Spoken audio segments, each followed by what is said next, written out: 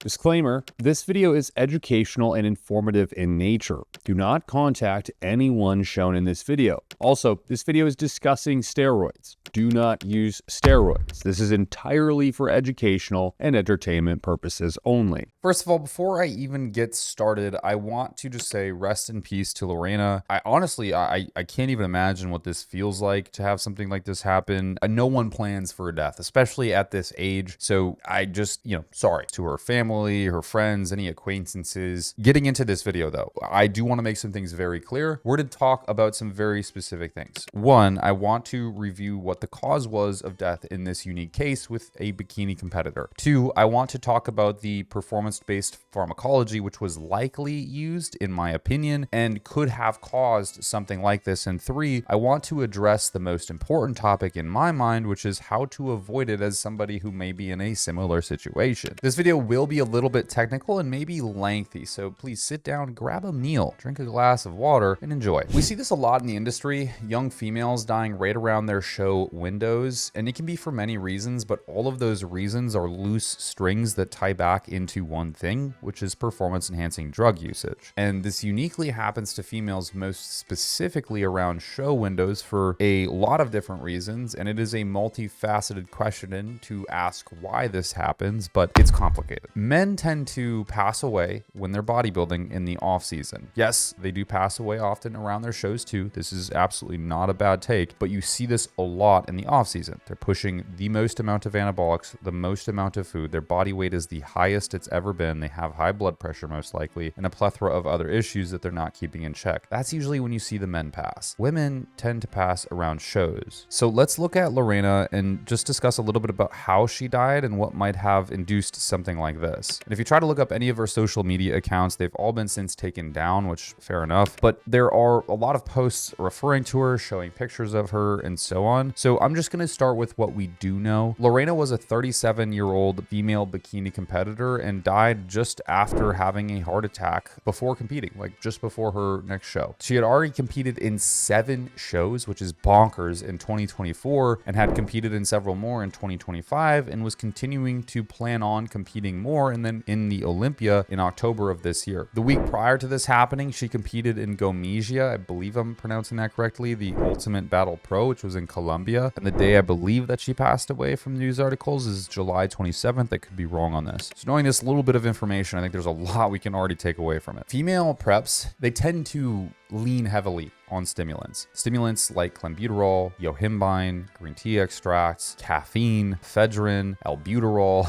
You can keep going down and down and down. There's a lot of stimulants that females tend to use. Thyroid hormone. The reason for this is very clear. Women tend to have a very different metabolic rate than men. And you could say that losing fat mass is much easier for men than it is women. And there's a lot of reasons for that. Most specifically, metabolic rate. Fat patterning is another really big component here. If I'm 218 pounds walking around exceptionally lean already, I can lose 2-3 pounds in 3 or 4 days, like truly, and that's pretty easy to do. A gal, it's not going to be so easy. She's 112 pounds. I mean, she could run a mile and burn literally almost half the amount of calories that I burn from running that mile. So they counteract this differentiation in sexual dimorphism and changes in thermodynamics by adding in a lot of stimulants. Also, South American countries, as we've covered before, and other less developed countries tend to have a really aggressive and heavy-handed coaching culture. Look at me. 1, 2, 3, 4. 1, 2, 3, 4. 1, 2, 3. They're very edgy and they don't keep up to modern day education or standards with how these things are practiced. And even in America, there is some really rudimentary, archaic coaches out there that are doing horrible things that still proceed to, coach people very, very popularly, maybe. And it's crazy, but in these countries, it's like every coach has these standards. I'm trying to think of the best of this guy, but I don't understand how you could do this to so many people. He's had people run up to 200 MCGs at Clen and 120, 150 T3. Hey, that's no, I just got an email 180 T3 for 8 weeks. 180 T3 and 2+ hours of cardio, plus 180, 200 micrograms of Clen, plus 600 milligrams of DNP. Oh my God! The hell? So he had some girls use DNP too. Yeah, I have the protocol. This is the most recent person that just messaged me. Even worse than I thought. Also, she's using several different different compounds, and she's likely staying on them for an extremely prolonged period of time due to how frequently that she's competing, on top of having to reoccurringly use diuretics at a very regular basis. Now, to get into some of these different stimulants, there's so many of them. I'm not going to explain all of them. Again, I'm trying to be technical, but not overly technical, so bear with me here. But clenbuterol is probably the most popular one. It has cousins like albuterol and stuff, and they're very similar in their mechanism. But let's just talk about clenbuterol. It's a beta-2 agonist, which basically means that it stimulates the same receptors in your body that adrenaline hits. So it raises your heart rate, elevates your body temperature, increases blood pressure through vasoconstriction,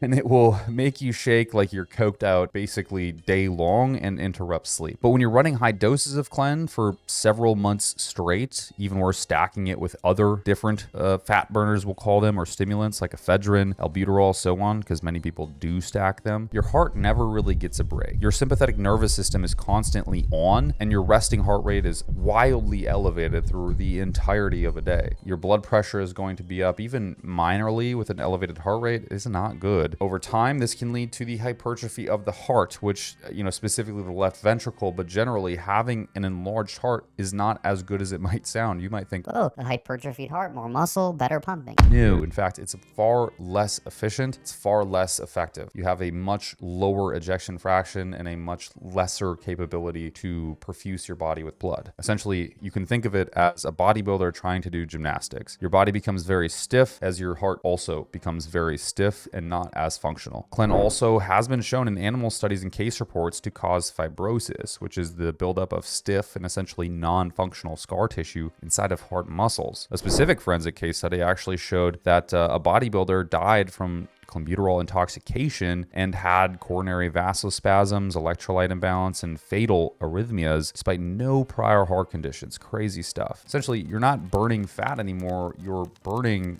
your heart, the thing that's keeping you alive. Now, of course, this is in the presence of abuse. Clenbuterol is a very common medication that's widely used in people all across the world. It's a bronchodilator. It's a form of life-saving medication in some cases. The problem is in the studies that I just showed, where the animal studies and the case studies, these people are taking excess of 200 micrograms a day of clenbuterol, and oftentimes I would imagine that that's combined with other things as well. That far exceeds the standard dose. In a lot of studies, you'll see clenbuterol taken at about 40 micrograms 3 times a day as a standardized dose, and that's quite normal for patients who have extreme asthma. That's not normal for you or I to take. The reality is what these people are taking sometimes far exceeds even that dose, which is terrifying to me. Now you pair that with T3 cytomel thyroid. It's the active form of thyroid, which also steps up your metabolic rate via other expressions of activated activity, thermogenesis, heat in the body, heart activation, like heart rate elevation, these types of things. I mean, you're just asking for a problem. Coaches use T3 to artificially elevate your metabolic rate, and it absolutely does that. It burns fat more, but the problem is T3 doesn't just burn fat, it burns everything. So you often lose a bit of muscle, bone mineral density, and of course, you act up a mess. I mean, your heart rate goes crazy, your heat production goes crazy, and you turn over muscle like nuts, which ain't so great for the kidneys. Now again, this is all in the context of abuse. Usually and normally, thyroid is prescribed to humans all across the world, millions of humans, and it's totally safe. The problem is when it's used far, far, far in excess, right? We're talking about, standardized dose being somewhere between 12.5 micrograms to 25 micrograms. What bodybuilders tend to use, or at least I've seen in some peps with clients of not my own, other people's, there's a lot of stories I have yet to tell on this channel. They've been running 100 micrograms, 150 micrograms I've seen of thyroid hormone, which is so insane, just horrible stuff for a human to be ever doing. And then we get into the real coffin here, which is diuretics. You combine all of this with diuretics, which competitors use to get drier around their show window. And the fact of the matter is diuretics are complicated. There's non-loop diuretics, there's loop diuretics, there's non-potassium sparing, potassium sparing diuretics. There's a different series there's thiazide class diuretics. There's other diuretics like galdactone that are injectable sometimes. And it's just a whole slew of different mechanisms and kinetics of these drugs. And so oftentimes coaches do not understand that. They don't know how to balance potassium and sodium and magnesium, for instance, zinc, and they tend to just, blast these things in their clients. And on top of taking clenbuterol, which clearly imbalances electrolytes as well as thyroid hormone, it's such a recipe for disaster. I'm gonna die from clogged arteries about to explode. Especially when they're using diuretics at the obscene doses that these people are oftentimes. Essentially, let's just say you lose too much of one electrolyte, potassium in this case, and you go hypokalemic, you're dead.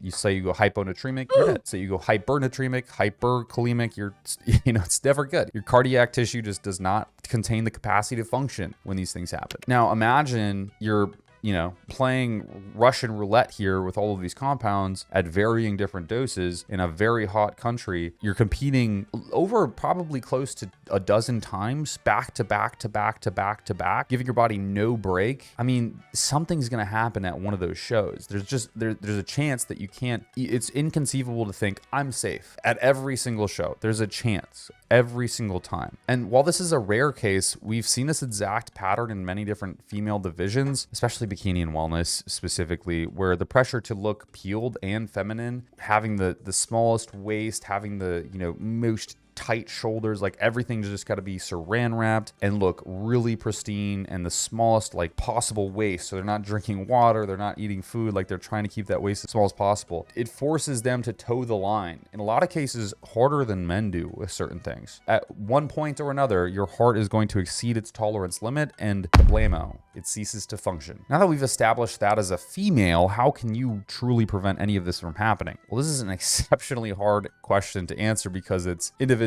specific, but the easiest answer is honestly just to stay away from any of this stuff. Look, the $5 trophy that show bought for you after you paid $350 to enter one category ain't fucking worth it, brother. Or sister in this case. Now, if you're just going to completely disregard that, which I know a lot of gals are, and still go through this process and still decide to use certain things, you need to understand you can trust your coach, but you have to be skeptic. You have to be questioning things and do your own research, okay? Like, go look at human data, go look at what is the standardized doses for a lot of these compounds and assess how close to those doses are you? How far above them are you? Where is your safety margin as an individual? The problem really stems when all of these things get stacked together. We get to a polypharmacy situation, and each drug has a drug-on-drug interaction that's not being accounted for. And independently at higher doses, these drugs have problem, but now when you're using 3 of them at higher doses, we don't even know what's going to happen. In other words, you need to be precautious with your dosing and not just so flippantly take different things that your coach hands to you. I can't really get into a ton of specifics based on YouTube's TOS, but you just need to be careful and do your due diligence and research. The one thing, multiple things actually, that you can assuredly do to keep those margins of safety higher for you is monitor your heart rate, right? Anything above a 70 beat per minute heart rate that is consistent throughout an entire day, as a female, I would be pretty fucking concerned. I've seen gals go through an entire prep at like 90 plus beats per minute resting heart rate. They wake up out of bed, it's 90 beats per minute. That is absurd. That should not be happening in any situation. Your aim should be around 50 to 60 beats per minute heart rate. Also, your HRV is critically important to your heart rate variability. The lower that number gets, the more concerned that you should be getting. Also, if you're having dizzy spells, if you're getting fatigued after standing, if it feels like your heart suddenly missed a step at some point during the day, these are all very concerning features of what is likely an abundance of stimulant usage. And one of the really bad things that happens often is a lot of gals, they love their